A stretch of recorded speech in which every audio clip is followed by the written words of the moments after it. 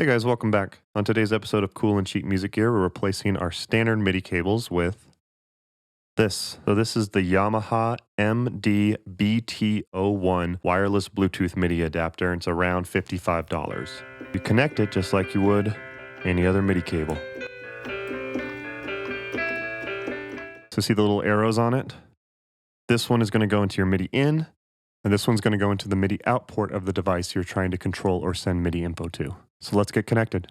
I'm going to be using my Roland FA06 keyboard for this demonstration. We just plug it in like I said, follow the arrows. And what's really cool is it actually gets power from your device that it's plugged into. You don't need any external power, which is really nice. Okay, I'm going to show you how to connect it to an iPad or an iOS device first. So the app that I recommend is called MIDI Meter. It's a free app. Down at the bottom here, you see devices. Click that. And once you plug in, you should see MD-BT01. You'll see that right there. Hit connect. It's connecting. And now it's connected. And that's it. All right, to connect it to your computer, for a Mac, you need to go to Audio MIDI Setup, which looks like this icon. If you don't see it down here, just go to Search, Audio MIDI Setup. And you should find it. So click that to open it. So it'll look like this. You go up to Window, Show MIDI Studio, and then over here, click the Bluetooth device, and you'll see MD-BT01. Click Connect. Now you're connected, and if you're using Logic like I am, you'll get a notification that it made the connection. If you're looking to do this on a Windows device, I'm going to post a link down in the description on where you can find that. I'm an Apple guy, but the information is down in the description if you're looking to do that. So playing with the iPad, I'm not going to connect the iPad to anything. I'm just going to let my camera pick up the audio so you can hear if there's any latency. I'm going to do some string pads, and then I'm going to do some faster piano runs so you can see where the latency's at.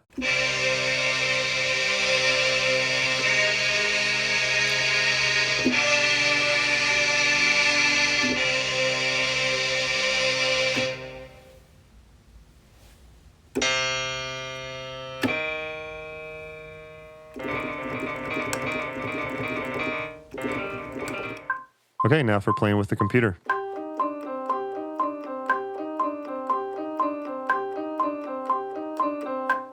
So for me, I don't hear any latency, or any wireless or MIDI device is going to have some form of latency, but it's not noticeable for me. So this can actually be used to send MIDI from your iPad or tablet or computer to control your MIDI devices. That's actually the way that I use this live for the most part. So for example, when I'm performing live, Ableton Live will send a message to my Helix to turn on the boost and the reverb and the delay for my guitar solo section. I'm playing to a click, obviously, so the computer knows when to do that. And then when I perform solo for cover sets, I'm a live looper. I use my iPad to send messages to change all my devices to go to the correct patches for that song that I'm going to be performing. So I have a video for that as well on how to use your iPad to send MIDI to your devices. So Yamaha does make another one that is for powering to USB. I looked into that one and I haven't used it, but there's a lot. You have to plug it into power and then plug the USB cable in. It just seemed like a lot of cables for being wireless. So I don't know. I'll post a link to a video that does use that device down below. They seem to be pretty happy with it. To me, it just seemed like too many cables for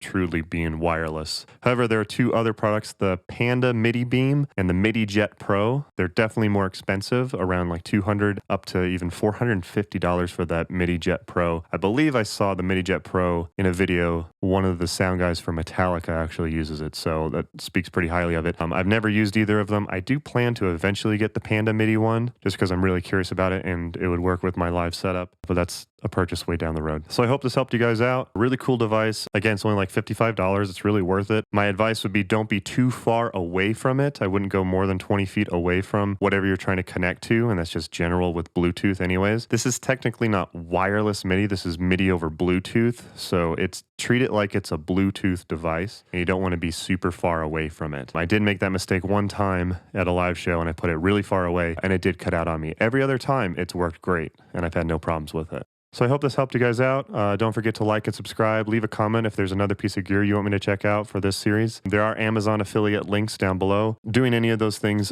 does help my channel, so I really appreciate it. So I hope this helped you guys out, and thanks a bunch, and I'll see you in the next one.